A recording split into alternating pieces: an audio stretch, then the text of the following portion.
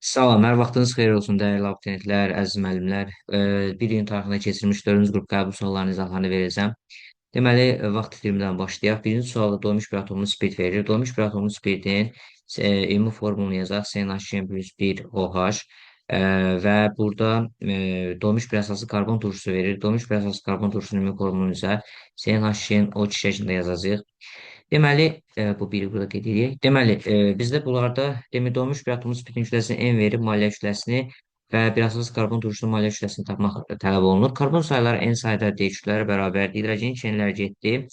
Deməli, bu tərəfdə kütlə nəyə bərabərdir? Bu tərəfdə kütlə bir dənə summa, belə deyək də, OH 16, 1, 17, 18, kütlə 18 deyən bir hidrogen, buradan qalan hidrogen, bir də 17, 18. Burada isə 32-dir. Deməli, fərqə baxsaq, 32-dən deməli 18 çıxsaq, 14 qalır. Deməli, 14 qram fərq var kütlələrində. Yəni, bunun kütləsi M-dirsə, bu M üstəgəl 14 olacaq. Yəni, doğru cavab variantı D variantı olacaq. Daha sonra keçirik ikinci suala, 32-ci suala daha doğrusu. Suallar biraz yəni yaxşı olmaya bilər, amma əlinizdə olan PDF-də üzrlü sayəsiz. Deməli, başlayaq. A2 üstəgəl 2B2C reaksiyasının homogen reaksiyasında müəyyən müddət ərzində A-nın qatılığı 0,25-dən 0,2-yə düşüb. Deməli, 0,100 A sərf olunub. Qatılıq dəyişməsi 0,3-ə bərabərdir. 0,25-dən 0,22-nin çıxanda 0,3 eləyir. Deməli, azalmışı bu müddət B-nin qatılığının azalmasını hesablayın. Əgər 0,3 sərf olunubsa, 0,6 da B maddəsi reaksiya daxil olacaq. Doğru cavab variantı C variantı olacaq. Daha sonra davam edirik. Niyə oldu? Çünki burada A-nın molu 1-dir, B-nin molu 1. Yəni 1-in 2-yə nisbətində reaksiya daxil olur. 33-cü suala baxaq. 33-cü sualda nə deyir bizə? Hidrogen verib, CH2 verib, yanma istilikləri var, kütləsi var və yanma zamanı ayrılan istilik miqdarı 1 qram yanması zamanı. Deməli, hidrogen biz bilirik ki, ml 2-yə bərabərdir, 2 qramdır. Və 1 molla 286, 2 mol olacaq 572. Deməli, yox, daha doğrusu 1 molu 286-dırsa, yəni 2 qrama 286-dır. Çünki 1 mol 2 qramdır. 2 qrama 286 ayrılıbsa istilik, 1 moluna nə qədər olacaq? Deməli, 286-nın yarısı 143. Oldu 143. Deməli, CH2-də yanma istiliyi 1300-dür. Deməli, belə deyək, 13 qramına nə qədər sərf bunlar? CH2-nin emini hesablayaq. 26 verib şərtdə. 26-ya 1300-də 13-ə yarısı qədər olacaq. Yəni 650. 143, 650, yəni B variantı olacaq. Doğru cavab variantı.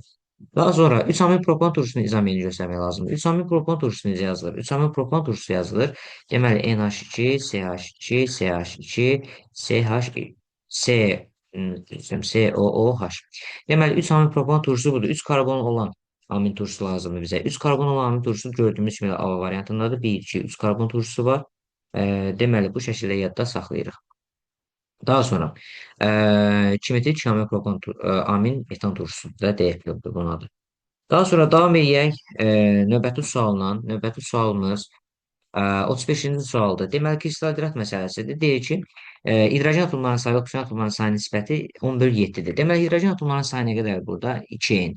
Niyə 2n-dir? Bir H-da 2-dəndir. N sayda, yəni qabağında bir rəqəm var. N-ə vuranda 2n eləyir. Hidrogen atomlarının sayının oksigen atomlarının sayına. Oksigen atomları nə qədərdir? 4 dənə buradadır, n sayda buradadır. 4 üstə gəl n yaza bilərəm. Bunun nisbəti nəyə bərabər? Bərabərdir 10 bölünsün 7 nisbətində. Bunu da həll eləyəndə 14 n bərabərdir. Onu da 4 üstə gəlini vuranda deməli eləyəcək 40 n 40 n üstə gəlinsin. Yox, daha doğrusu 40 üstə gəlinsin. 40 üstə gəlinsin. Deməli 10 n-ə. Buradan da 4 n-imiz bərabərdir 40-a. N də bərabərdir 10-a. N-in qiymətini soruşur. Onun doğru cavab variantı C variantı oldu. Daha sonra davam edirik. Reaksiyalara əsasən X, Y, Z metalların kimyəvi aktivliyinə görə müqayisə edin. Necə müqayisə edəcəyik? Baxaq. Deməli, biz bilirik ki, metal nitratları parçalarında nitrit və oksigen verən aktiv metal nitratıdır. Deməli, bu aktiv metaldır, nitratıdır. Olar ki, məsələn, biz bunu götürək. Məsələn, natrium olsun. Y, NO2 dəfə. Burada metalın özü alınıbsa, bu pozitiv metal nitratıdır. Məsələn, bu civə ola bilər, civə qəbul edə bilərik bunu. Oksidi alınıbsa orta aktiv metal nitratı olar. Məsələn, alüminium olsun. Mən aktivliyi müqayisə etsək, təbii ki, deməli, X böyük olacaq, deməli, Z-dən, o da böyük olacaq Y-dən. X, Z, Y doğru cavab variantı C variantıdır, doğru cavab variantı C. Növbəti sual. 37-ci sual məhlul məsələsidir. Nə deyir bizə? Deyir ki, bizə 100 qram X faizi məhlul, 60 qram Y faizi məhlul qarışdırılıb birinci qaba. A qram X faizli məhlul, A qram Y faizli məhlul deməli qarşılıq ikinci qaba. Eyni maddənin məhlulları qarşıdırıldıqda birinci qabda 19 faizli, yəni burada alınıb 19 faizli məhlul. Deməli ikinci qabda isə 22 faizli məhlul alınıb. Deməli 22 faiz məhlul alınıbsa Y hesablayın. Deməli nə edəcəyik? Burada məsələ nədir? Ə, Əgər məhlulların kütlələri burada bərabərdirsə, məhlulların kütlələri bərabərdirsə, faizləri toplayıb sayına bölürük. Yəni x plus y-in deməli belə deyək də, ə, cəmini 2-yə böləndə 22 alınıb. Deməli, x plus y nəyə bərabərdir? 44-ə bərabərdir. Buradan belə bir nəticə aldıq. Və biz buradan 100 qram x faizli və 60 qram y faizli məhlulu qarşılığında 19 faizli məhlulu almışamsa, deməli, burada x-i 100-ə bölüb, yəni x qram duzumuz var, belə deyək. X qram duzumuz var. Y qram duz, 60-ın y faizi nə qədər eləyir? Deməli, 0,6 y bölürəm nəyə? 160-a. Vururam 100%'e. O da bərabərdə 19% eləyir. Buradan da 0,6 y yazmadım. Aha. Buradan da tənliyi həll edirəm. Tənliyi həll edəndə 100 ilə 160-ı 10 x yaparsaq, burada 10 qalır, burada 16 qalır. Deməli, 10x üstə gəlinsin 6y, onu vurduq yuxarı. Bərabərdir 19-u da 16-ya vuranda nə qədər eləyir? Deməli, bir dəqiqə. Biz də sınayı baxaq. 19 vurulsun 16. Deməli, bərabərdir 304. Bərabərdir 304-ə. Bunu gətirib burada yenə qoysaq, yəni 10x üstə gəlinsin 6y bərabərdir 304-ə 304. Bunu da həll edəcəyik. Tərəf-tərəfə həll eləsək, deməli buradan x-imiz nəyə bərabərdir? X-imiz bərabərdir 44, 44 çıxılsın y. Deməli 10 vurulsun 44 çıxılsın y üstə gəlinsin 6y bərabərdir 304. Bu tənliyi həll edəcəyik. Deməli buradan 40 dəqiqə 440 çıxılsın 10y üstə gəlinsin 6y bərabər 304. Deməli buradan da y-lər 440 çıxılsın 10y çıxılsın 4y olacaq bərabərdir 304. Bunu da həll etsək 4y-imiz bərabərdir. Deməli 304-dən 440-dan daha doğrusu çıxsaq bir saniyə 440-dan çıxacaq elə bir 304-ü. Bərabər 136 eləyir. 136-nı da bölsək 4-ə. Bir dəqiqə 136-nı 4-ə bölsək. Nə qədər eləyəcək? 34. Demək 34% məhlul aldıq. Doğru cavab variantımız oldu. Y variantı. Daha sonra davam edirik. 38-ci sualla. 38-də nə deyir bizə? 38-də deyir, uyğunluğu müəyyən edin. Kalium klorun fosforla reaksiyası kibrit nalaşma reaksiyasıdır. Kalium aşın xlorla reaksiyasından, deməli, ad şəkildə kalium xlor o üstəcə su. Deməli, kalsium karbonatın parçalanmasına kalsium oksid karbon qazı. Deməli, reaksiya yazıb yenidən yazmıram. Reaksiyada qaz halında maddə alınır. Qaz halında maddə hansında alınacaq? Baxaq, üçüncüdə. Üstə gəldi A. Biz avtomatik bura A-nı qeyd edəcəyik. Üstə gəldi A. Biz də saniyə bunu düzəldək. Aha. Üstə gəldi A variantı. Daha sonra kibritin yanma reaksiyasının tənliyi 1-ə gəlir. 1-ə gəlir B. Disproporsiya tipli reaksiyada 2-yə gəldi. Yəni, disproporsiya nə deməkdir? Eyni oksidaşma dərəcəsindən müxtəlif oksidaşma dərəcələrindən gəlmək deməkdir. Yəni, bu oldu, disproporsiya C gəldi ikinciyə. Sonra D-yə bax, reaksiyanın turşu oksidi alınır. Turşu oksidi D üçüncüdə alınıb, üçüncüdə də gəldi D. Doğru cavab variantı B variantı oldu. Deməli, bitirdik bu sualda. Daha sonra davam edirik 39-cu sualdan. 39-da nə deyir bizə?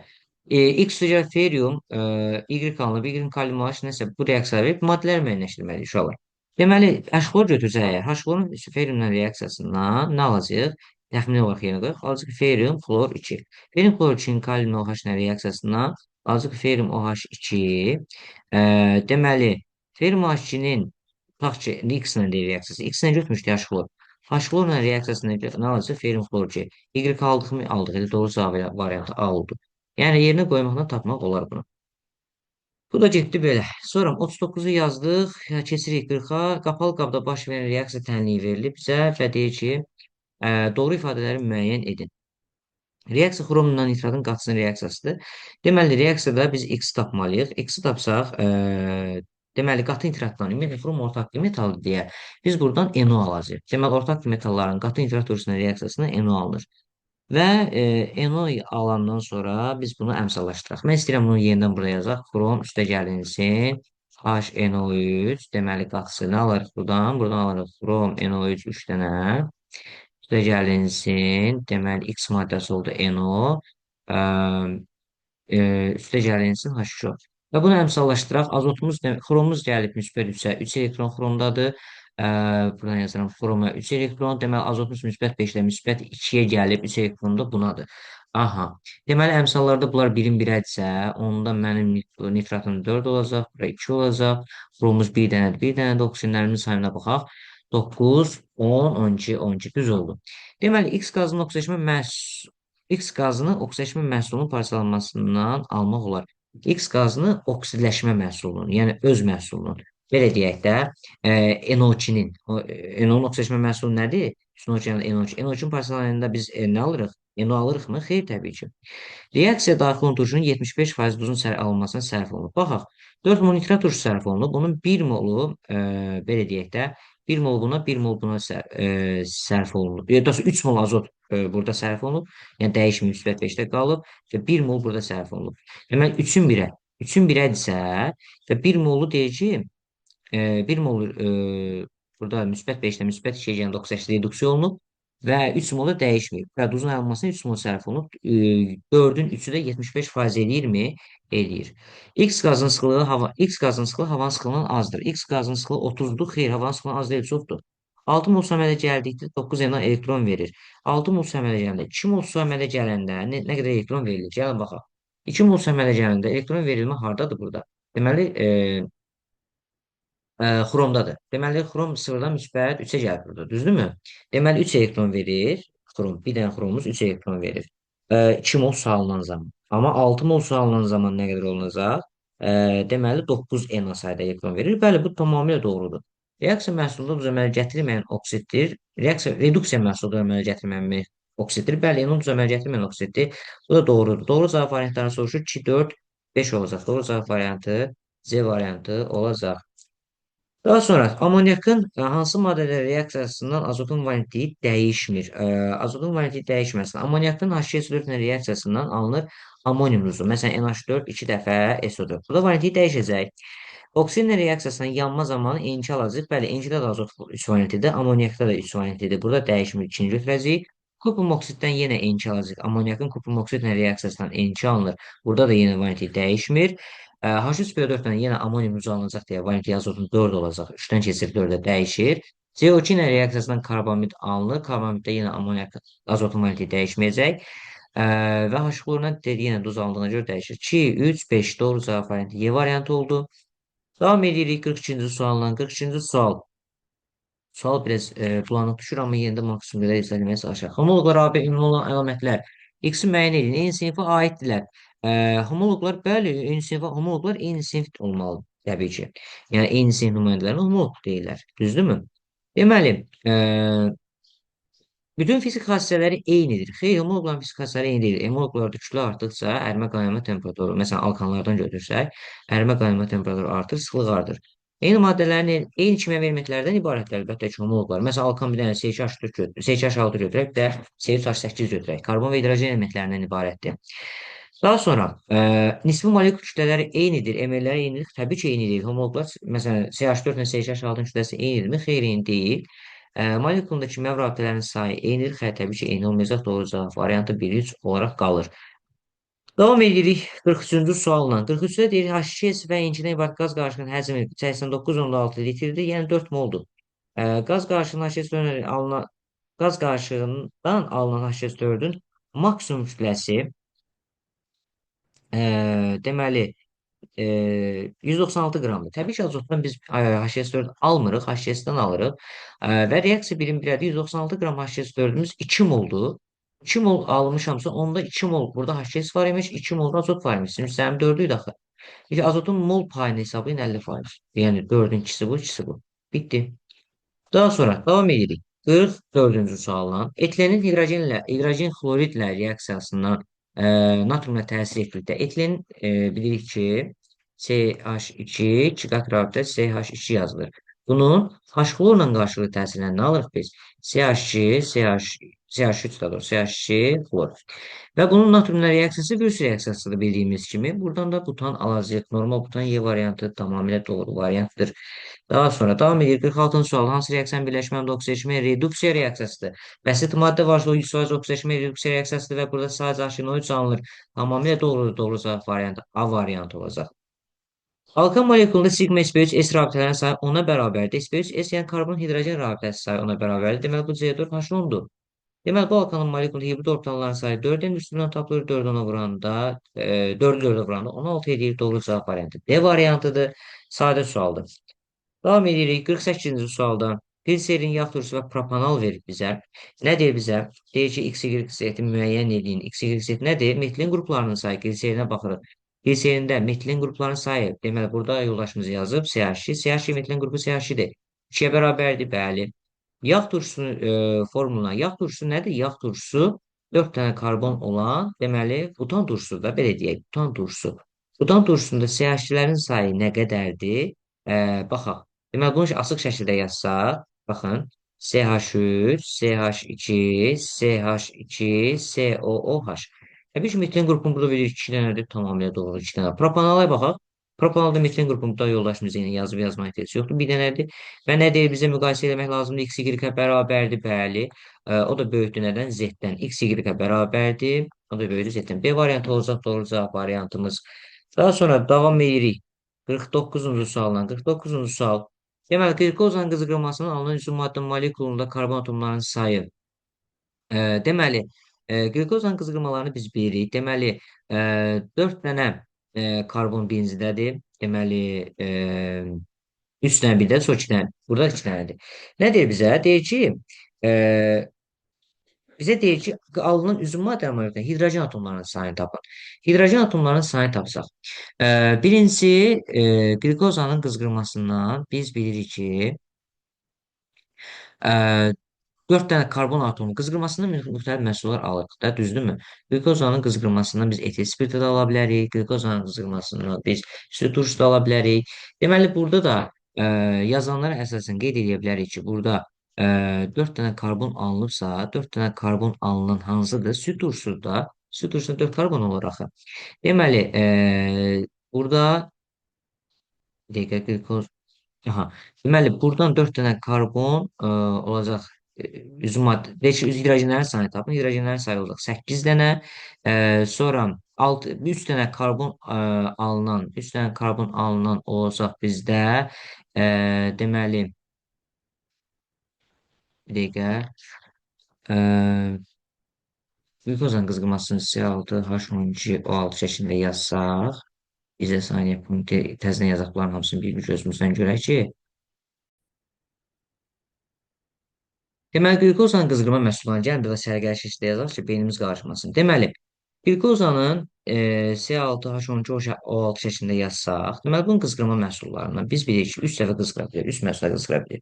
Birincisi C2H5OH alırıq. C2H5OH, düzdürmü? Sonra ala bilərik biz buradan yağ turşusu. Yağ turşusu necə yazılır? C3H7COH yazılır. Bir də ala bilərik biz buradan süt turşusu. Süt turşusunda necə yazacağıq? Deməli, ümumiləşdirib yazsaq, belə su formulu yazaq. CH3, deməli CH, COOH və OH birləşir. Bu süt turşusudur. Təbii ki, burada indi baxaq. 3 karbon olan süt turşusudur. Yox, 4 karbon olan hansıdır? Deməli, yağ turşusudur, düzdürmü? Yağ turşusunda neçə hidrogen var? 8 dənə. Deməli, X oldu 8. Y-də deyir ki, bizə 3 dənə karbon var. 3 dənə karbon olan burada süt turşusudur. Süt turşusunda hidrogenlərin sayı 3, deməli 4, 5, bu da 1, 6. Y oldu 6. O birisinə baxsaq, o birisində də deməli 2 dənə karbon etil spirti orada 6 dənə. Deməli, bunları müqayisə eləsək, X oldu 8, 6, 6, 8, 6, 6 B variantına doğru variantımız. Daha sonra davam edirik 50-ci sualına. Xlorla birləşmədə 3SN, 3PM, 3DN elektron formuluna uyğundur. Aha. Deməli, bu bizə bildirmək istəyir ki, burada xlorun həyəcanlanmış formasıdır. Həyəcanlanmış formasında deməli 3SN verir. Baxın, 3SN, 3PM, qoy yazın, burada bulanıq düşüb, 3DN. Deməli, S-dən bu eyni olmalıdır. Biz də bunun həyəcanlama halını yoldaşımız burada yazıb 3 3 d 1 3 3 3 d 2 3 daha doğrusu bu 2-dir. Deməli 3 1 3 d deməli həyəcanlarsaq 3D3. Burada eyni olanlar hansılardır? Eyni olanlar 3 3 d 2. Yəni bizə 5 valentlər, yəni 5 valentlər müsbət 5 oksijen dərəcəsi olan xlorlar lazımdır. Hansıda müsbət 5-dir göstərir. H xloru isə oksigen mənfi 2, hidrogen müsbət 1, xlor müsbət 5, mənfi 2 müsbət 5, 1 4 olacaq. Doğru cavab variantımız, yəni A variantı olacaq. Daha sonra davam edirik. 50-ci sual yazdıq. Keçirik 51-ə. 51-də nə deyir bizə? 51-də deyir ki, fotosintez prosesi, fotosintezdə sərf olunan o karbonun kütləsi, sərf olunan suyun mol miqdarı, alınan oksigen mol miqdarını verib bizə. Deməli, fotosintez reaksiyasını yazaq. Fotosintez reaksiyası karbon qazı ilə suyun reaksiyasıdır. Deməli, biz bu zaman C6H12O6 alırıq. 6 bura, 6 bura və 6 dənə karbon, 6 molda deməli oksigen alırıq. Oksigen. Aha. Deməli, sərf olunan bunun karbon qazının kütləsi M verib. Alınan oksigen kütləsini M çıx 14,4 verib. Azalma məsələsidir. Deməli, 6 karbon qazının kütləsi nə qədərdir? Yəni, ikisində 6 olduğuna görə əmsallar 6-ya vurmayacaq. 44 budur, 32 budur. Düzdürmü? Deməli, 44-dən 32 çıxanda nə qədər azalma olur? 44-dən 32 çıxanda 8 oradan 12 qram. 12 qram azalma olur normalda. Düzdürmü? Amma 6 moldusa, 6 moldusa, belə deyək də, ə, 6-nın da 12-yə vuranında 72 edir. 72 qram azalma olur. 6 vurdu 4, 6 vurdu 32. Belə yazaq. Deməli, 72 qram azalma olur və 72 qram azalmada nəyə soruşubsan? Eni hesab, eni emi tapmalıyım. Deməli, nə qədər karbon qazanılır 72 qram azalmada? X qram. Normalda bizim azalmamız şərtdə bizə 14,4 qram azalma verir. 14,4 qram azalmada deməli karbon qazı sərf olunur, karbon qazının kütləsi sərf olunur 6 vurulsun 44. Yəni 6 vurulsun 44 olaraq yazılır. Buradan x tapacağıq. X bərabərdir 14,4 düşdü aşağı 72 vurulsun 6 vurulsun 44. Bundan bu ixtisar gedəndə burada 5 qalır. 30-u 44-ə vuracaq. 30 vurulsun 44. Deməli, bir dəqiqə. Yox, bir dəqiqə səhv elədik. Bir dəqiqə 5 14,4 qram. Yox, tənasüb səhv qurduq. Bir dəqiqə, üzr istəyirəm, bir dəqiqə, tənasüb səhv quruldu. Deyirəm, maşınası düz gəlmədi. Bir dəqiqə, 72 qram azalmada 6 vurulsun 44 qram karbon qazanılır, 14,4-də x alınır. Yerlərini səhv yazın. X bərabərdir. Deməli, 72 düşdü aşağı, deməli, 6 vurulsun 44, vurulsun 14,4. Bunun miqsar getdi. Burada 1 qaldı, burada 5 qaldı. Deməli, 44-ü 5-ə böləndə 8,8 edir. 8,8-də 6-ya vuranda nə qədər edir? 48, 4,8, 48 üzrə 4,8 də eləyir bizə. Deməli, 52,8. 52,8 M-in qiymətidir.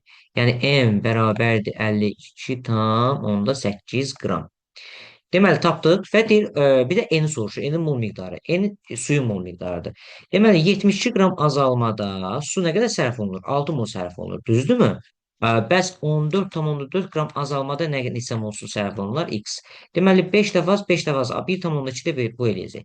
1,2 ilə 52,8-i toplayanda nə qədər eləyir?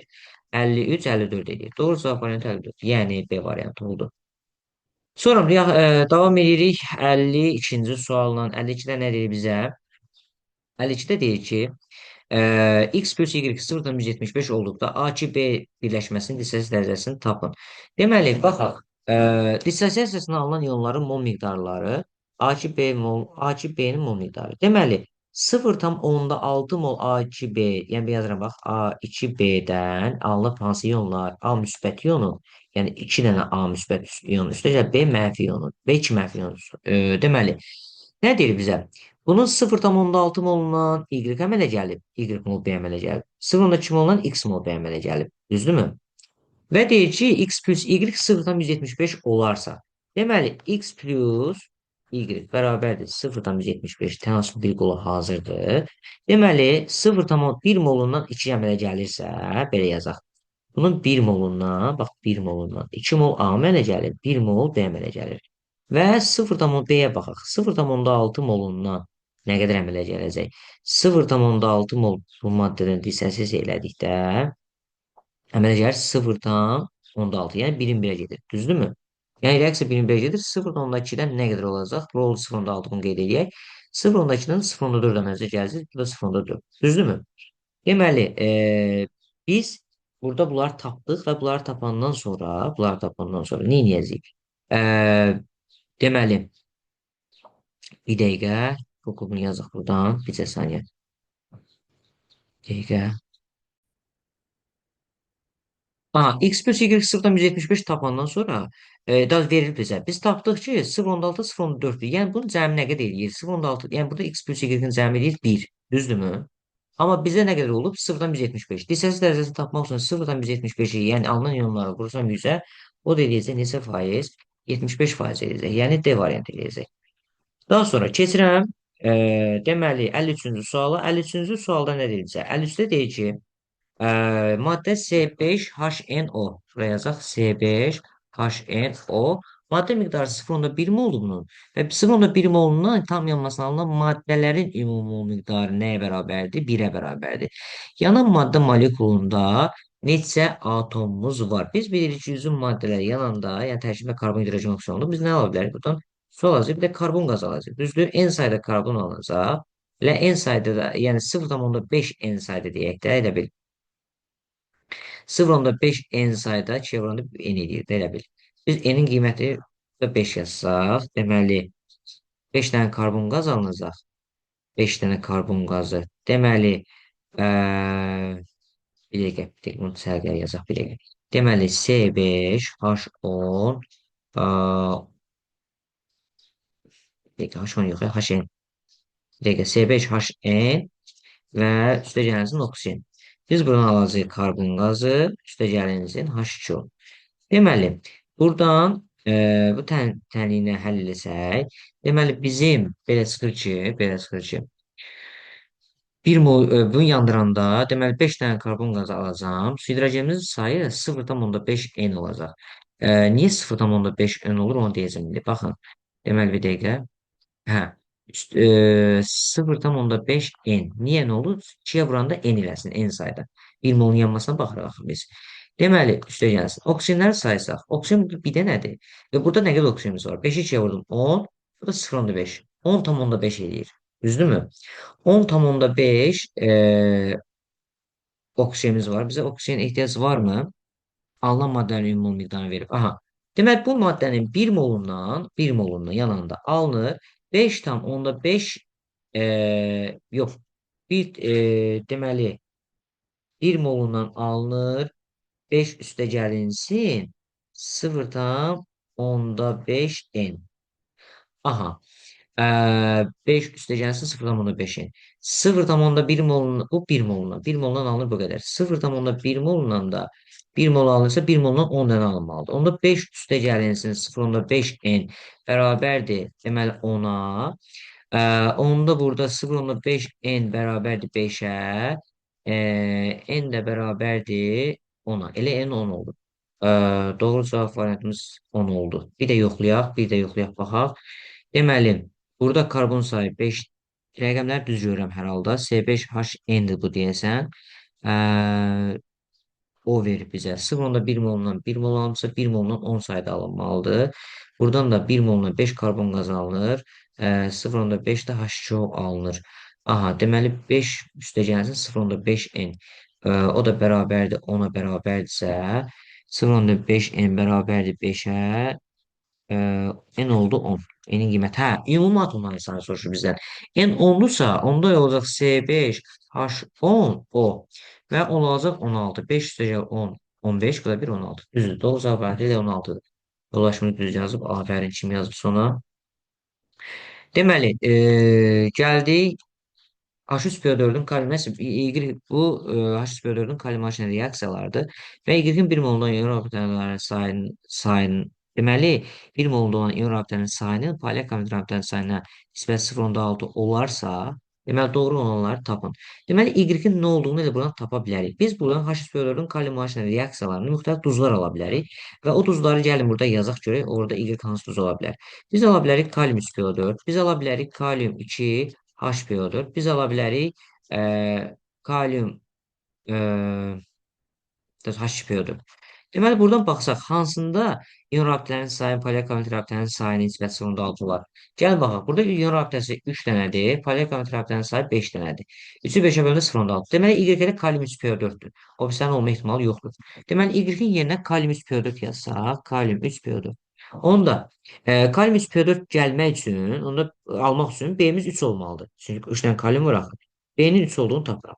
Sonra buradan da kalium 3 PO4 almaq üçün burada olan maddənin üzərinə bu elə bir kalium 2 HPO4 olmalıdır ki burada bunun üzərinə kalium H 1 mol gəlirəm, cibim kalium 3 PO4 alıram. Deməli, onda belə çıxır ki, burada bir dəqiqə biz bu 2 mol olacaq. Burada kalium H 2 mol olacaq. A bərabər 2 mol oldu ki, bunu alım və bunun üzərinə C bərabər 1 mol oldu ki, kalium 3 PO4 alım. Şimdi A bərabərdir 2-yə, B bərabərdir 3-ə, C bərabərdir 1-ə. Deməli, A bərabərdir 1 oldu bizdə. Yox, doğru olanları müəyyən edin. Bir dəqiqə, burada doğru olanımız bizə B-miz 3-dür. B 3 olan variantlardan bir budur, bir budur. Düzdürmü? 1, 4 olarmı? A 2-yə bərabər olsa. Deməli, A-mız 2-yə bərabər olsa, birə bərabər olsa, birə bərabər olsa, yəni. Hətta A-nın B-nin fərqi eləmir. 1 də ola bilər, 2 də ola bilər. Hə, hə. Yəni burada artıq dəyişə də bilər.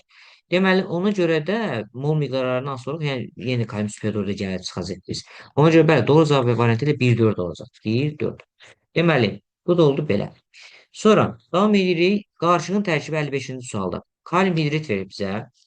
Deməli, və kalsium haşı verib. Mol sayıları n-ində qarşının kütləsi n mol verib. Su ilə reaksiyasına alınan qələvlərin qarşının kütləsi, deməli, n plus 48 verib. Deməli, bunların reaksiyasını burada hazır şəkildə var, yollaşımız yazıb, yəqin ki, görürük bunu. Deməli, əmsallaşdırma varmı? Var, bəli, əmsallaşdırma da var. Deməli, eyni mol miqdardadır. Eyni mol miqdardadır və qarşının kütləsi m-dir. Deməli, su ilə reaksiyasından alınan qələvlər qarşının kütləsi m üstə gəlinsin 4,8-dir. Deməli, belə deyək də, eyni mol miqdardadır. Eyni mol miqdardadırsa, bu olacaq 80, deməli 2. Yəni, birin 1-ə götürəndə 82 edir. Bunlardan da 1 mol 1 mol alınır. Bunların kütləsi də nə qədər edəcək? Deməli 70, 70, 17, 34, 40, 74, 74 budur. 56 da budur. 74 ilə 56-mız da eləyəcək 130. 130 eləyir. 130-dan da 82. Deməli çıxanda nə qədər eləyir? 130-dan 82 çıxanda 18, 48 eləyir. Deməli 4,8 artma veribsə, deməli hamısını 0,1 mol nisbətində götürüb.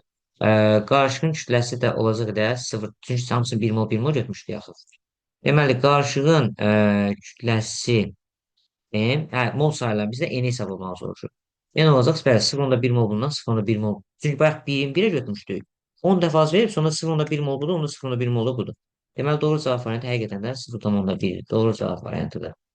Davam edirik. 70 nədir? 56 ilə. Deməli, nədir bizə? Bizə deyir ki, nə var bizdə? Naylon və kapron var. Polimerləşmə dərəcəsini eyni verib. Makromolekulunda metilin qruplarının sayı deməli nə olacaq? X, Y verir. Və deyir X böl Y nisbətini tapın. Deməli biz bilirik ki, makromolekulunda metilin qrupu nə idi? Artıq buna aid 2 dənə sualımız oldu metilinə aid. CH qrupudur. Deməli bu da CH qrupudur.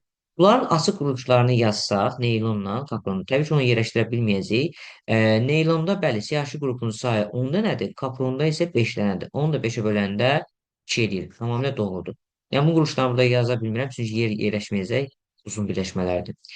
Deməli, 57-ci suala baxaq. 57-ci sualda nə deyir bizə? 57-də deyir ki, duzun adı natrium hidroortofosfat, natrium dihidroortofosfat, natrium ortofosfat verir. Duzun xassəsi və tipi. Deməli, natrium hidroortofosfat, natrium H2, natrium 2 HPO4. Deməli, natrium dihidroortofosfat, natrium H2PO4. Deməli, natrium ortofosfat, natrium 3PO4. Gəlin baxaq. H3PO4 ilə reaksiya daxil olmur. H3PO4 ilə daxil olmayan H2PO4, yəni ikincidə olacaq. Yəni 2-yə gəldi nə? 2-yə gəldi A variantı.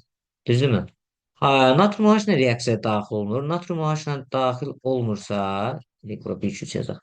Deməli, natrium OH daxil olmayan natrium PO4-dür. Yəni natrium ortofosfatdır. 2-yə gəldi B. Bir dəqiqə 3-ə gəldi B daha doğrusu. Sonra H3PO4-ün hər ikisindən daxil olursa, onda bu ortadakı duz olmalıdır. A variant, C variantı gəldi 1-ə. Normal duzdur. Normal duz olan, deməli, üçüncüdür. 3-ə gəldi D. Və 2 qat duzdur. S1-ə uyğun gəlmir. 2 qat duz, S1 2 qat deyil. 1C2A, 3BD. Deməli, bu da oldu düz. Daha sonra davam edək. 80 təqdim olmuş situasiya. Situasiya məsələlərini. Deməli, qapalı qabda CH3, COO natrium və natrium H qarışığını qızdırdıqda baş verən reaksiya zamanı maddələrin kütləsi zamanı hansı qraf göstərdiyi kimdir? Reaksiya daxil olan maddələrin kütləsinin zamanı hansı qraf verilib? Reaksiya başa çatdıqdan sonra qabda qalan bərk qaz üzərinə H-klor məhlulu əlavə edən zaman qabda X qazının deməli alındığı müşahidə olunur. Gəlin hələ birinci biz bunu tənliyini yazaq. Tənliyini yazaq görək necə olur. Deməli, CH3COO natrium yazıram. CH3COO natrium üstə gəlinsin. Natrium OH. Biz buradan nə alırıq? Biz buradan alırıq CH4 üstə gəlinsin natrium 2CO3. Aha. Bunu aldıq. Və burada reaksiya daxil olan maddələrin kütləsinin zamanı qraf verilir. Deməli, B-mol götürülüb biri tamamilə sərf olunub, B qram daha doğrusu tamamilə sərf olunub, B qram götürüb biri müəyyən qədər miqdarda qalıb. Mən artıq hansı maddənin hansı maddə olduğunu tapa bilərəm. Belə deyək də, bunu əmsallaşdırmağa ehtiyac yoxdur və alınan maddələrdən birinin 3,2 qram olduğunu tapıram. 3,2 qram kütle olaraq ən az olan hansıdır? Metandır. Deməli 3,2 qram metan alıb. Düzdürmü? Artıq bundan tutub biz hesablamalarımızı apara bilərik. Deməli, nə qədər bundan alır, nə qədər bundan alır, hamısını bir-biri hesablayacağıq. Deməli, natrium karbonatın kütləsi deməli olacaq 61, 46, nə qədər elədik? 106 qram edir natrium karbonat kütləsi. Yəni, bir qramsını hesablayıb tapa bilərik. Və burada bizə lazım olan nədir? Başa çatdıqdan sonra qabda qalan bərk qalıq. Qabda qalan bərk qalıq natrium karbonatdır. Yəni, bunu tapmalıyıq artıq. Deməli, 2-ni vurduq 23-ə, 46. 46 üstə gəlinsin 12, üstə gəlinsin 48. 48 bu elə 60, 106. 106-dırsa, bunu da 5 dəfə azaldanda, deməli 21 tam onda 2 eləyir deyəsən. 21 tam onda 2, bəli. Deməli, 21 tam onda 2. Bunu silək buranın. Aha. 21 tam onda 2 qram deməli 5 qalıq qalıb. Deyir ki, qalıq üzərinə H-klor məhlulu əlavə edən zaman, yəni natrium karbonatın, natrium 2CO3-ün üzərinə H-klor əlavə eləmişəm. Nə almışam buradan? Ayrılan qazın ayrılması müşahidə olundu. Natrium kloru alınacaq buradan.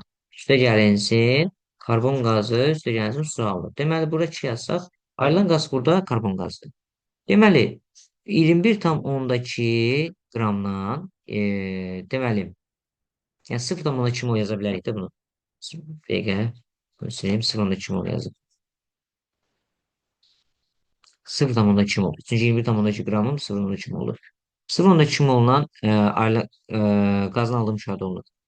Qabdakı bərk qalın tam reaksiyasında 122 milli H-klor sərf olunur. 122 milli H-klor sərf olunur. Aha. Nə suallar verir bizə? A, B, C-ni tapın. Birinci A, B, C-ni tapmaq lazımdır. Biz bayaq kimi bunu tapacağıq bir-bir. Deməli, 3,2 qrama görə A, B, C-ni buradan tapmalıyıq. Gəlin tapaq. Deməli, A-mız nə qədərdir, B-miz nə qədərdir, C-miz nə qədərdir? Biz buradan belə eləyək də.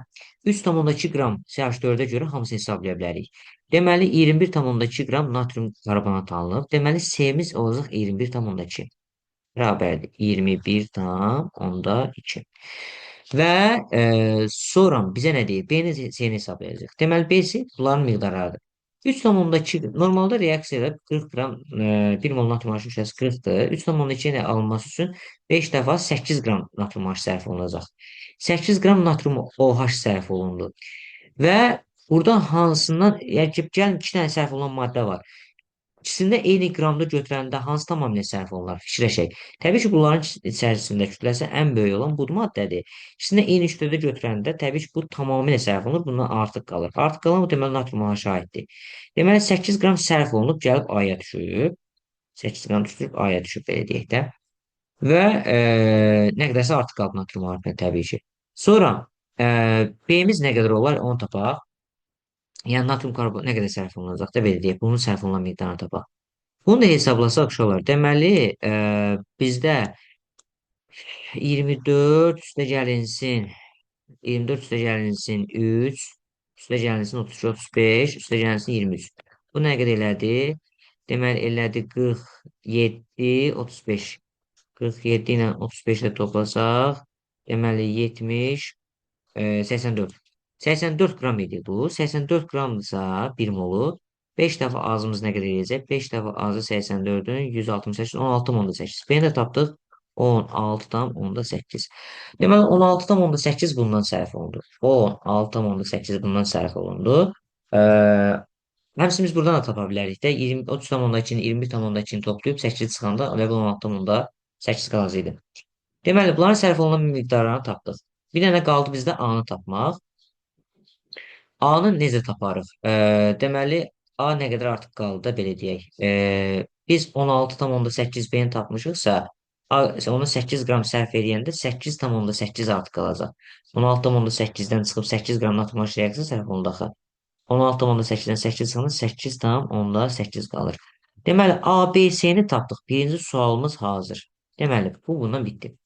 Sonra Vesayetil X qazın ayrıldığını hesablayın və alınma reaksiyasının tam bu qazın alınma reaksiyasının tam iyon tənliyini yazın. Deməli, bu qazın alınmasının tam iyon tənliyini yazmaq lazımdır. Deməli, bu reaksiyanı hələ hesablayaq. Burada görək nə qədər neçə litr qaz alınır. Buradan x litr qaz alınacaq. 0,2 moldan x litr. Normalda 1 moldan alınır 22,4 litr. Deməli, buradan da 1 molda 22,4-dürsə, 0,2 moldan nə qədər olacaq? 4,48. X bərabərdir 4,48 litr qaz alındı. 4,48 litr tapdıq. Bu birinci sualın cavabı. Və deyir ki, tam iyon tənliyi yazmaq lazımdır natrium karbonatı. Deməli yazaq. Ə, natrium 2 dənə natrium müsbət belə yazaq. Üstə gəlinsin. Karbon O3 2 mənfi. Bunu yazacaq. Üstə gəlinsin. H müsbət 2 dənə H müsbət üstə gəlinsin. 2 dənə xlor mənfi. Əmsallaşdırmışıq axı. Azıq buradan yenə natrium xlor ionlara hissəsi eləyə bilir. Natrium müsbət üstə gəlinsin. Xlor mənfi üstə gəlinsin. Deməli, karbon qazının su iyon tənliyində yazılır. İyonlara ayrılır. Zəif elektrolitlər iyonlara ayrılmır. Şu, artıq burada tənliyin özü. Tənliyi də yazdıq, bitirdik. Bu ikinci sualda bitdi. İstersen son suala baxaq. Son sualda nə deyir bizə? H-xlor məhlulu ilə reaksiyanın sonunda qabda neçə mol duz alındığını və H-xlorun molyar qatılığını hesablayın. Gəlin hesablayaq. Deməli, natrium karbonat, natrium 2CO üçün 2 dənə H-xlorun reaksiyasını yerinə yazaq buradan. Alacaq nə? Natrium xlor üstə gəlinsin. Deməli, karbon qazı üstə gəlinsin H2O. Deməli, baxaq buradan əmsallaşdırmışdıq biz bayaqlarım. Deməli, natrium xlor bura 2 yazdıq. Bayaq tənlikdə natrium xlorun qabağını 2 yazmaq lazımdır. 2 dənə natrium müsbət, 2 dənə xlor mənfi. Onu unutmuşduq yazmağı. Deməli, 2 dənə natrium xlor, karbon qazı, su. Deməli, məsələ nədir? Məsələ deyir ki, qabda neçə mol duz alındı. Təbii ki, 0,2 mol tapmışdıq da natrium karbonatı. 1 molundan 2 mol duz alınır. 0,2 molundan x mol alınır. Deməli, o da x olacaq 0,4 mol. Deməli, 0,4 mol, deməli, mən duz aldım. Və deyir ki, H-xlorun molyar qatılığını hesablayın. H-xlorun molyar qatılığını biz hardan hesablayacağıq? Deməli, 122 milli H-xlor vermişdi axı bizə. 122 milli H-xlor verib və e, tam reaksiyasına 122 litr tamamilə sərf olunur. 122 litrə 1 mola deməli 2 mol sərf olunur. 0,2 0,4 mol sərf olunacaq. N bərabərdir 0,4 mol və o 0,4 mol da 122 millidir. V də bərabərdir 122 milli. Deməli, molyar qatını mol bölü litrlə hesablamaq lazımdır. 122 millilitrimizdə litrə çevirəndə minə bölürük. 1, 2, 3. 0-dan mində 122 edir. Deməli, buradan da C bərabərdir. N bölünsün V düsturumuz var bizim. Yəni mol bölünsün nəzir. 0,4-ü bölürəm 0-dan mində 122-yə. O da nə qədər edəcək gəlin ona baxaq. Bir dəqiqə. E, bunun üçün kalkulatordan istifadə edəcəyik. Bir saniyə. Bir dəqiqə. Deməli, 0,4-ü böləcəyik. Deməli, 0-dan mində 122-yə. Bir dəqiqə. Nəysə səhv eləmədik. Baxaq, baxaq. Deməli, tam reaksiyasının 123 litr aşfor sərf olunur. 0,2 mol idi. 0,2 molda sərf olunursa 0,4 mol. Aha. Eee 122 milli aşfor sərf olundu. Cavabımız təqribi alınır. Niyə təqribi alınır bilmirəm. 3,2 eləyir də təqribi olaraq. Yəqin şey olacaq. 0,4-ü biz bölməliyik 0,mində 122-yə. O da eləcək 3,2. 3,27 təqribi olaraq. Yəqin ki, təqribi olaraq hesablamaq lazımdır. Doğru cavab variantımız olacaq 3,27. Yəni, e, 3,27. Bununla da bitiririk sualları. Diqqətinizə görə təşəkkür edirəm. Sualı yazan şagird kimdir? Ona da təşəkkür edirəm ki, həqiqətən də çox gözəl yazıb sınağı, qəbul imtahanını. Uğurlar arzu edirəm hər bir abituriyentlərə. Diqqətinizə görə çox sağ olun. Növbəti videolarda görüşərik inşallah.